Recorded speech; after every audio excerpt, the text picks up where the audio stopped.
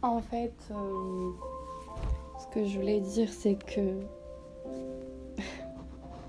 je pense souvent à cette personne et en fait, je me dis, elle me manque cette personne. Cette personne, c'était mon père de cœur et le père que j'aurais aimé avoir.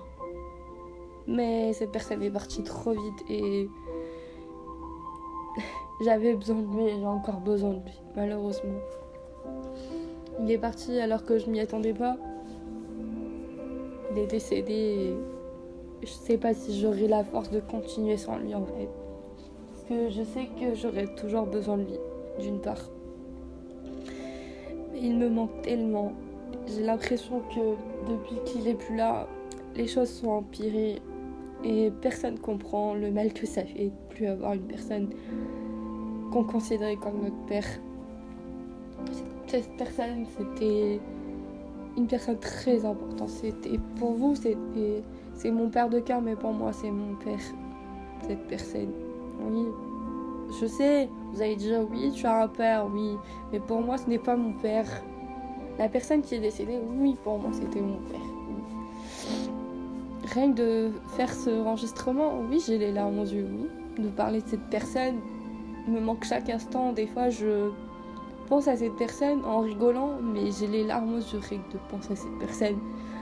Et des fois, je suis sous la pluie et j'ai l'impression qu'il veut me protéger, qu'il est là, à côté de moi, qu'il me dit je suis là.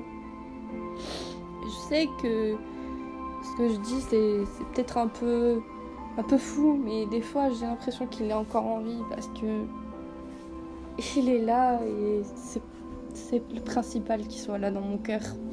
Malheureusement, j'aimerais qu'il soit là devant moi et c'est impossible. En fait, je regrette tellement de ne pas lui avoir fait certaines choses, dans le sens où lui avoir fait un câlin avant qu'il meure. Je sais ce que vous allez dire oui, mais de quoi il est décédé, mais ça ne vous regarde pas en fait. Ça ne me regarde que moi et malheureusement, j'aurais aimé qu'il fasse pas ce qu'il a fait.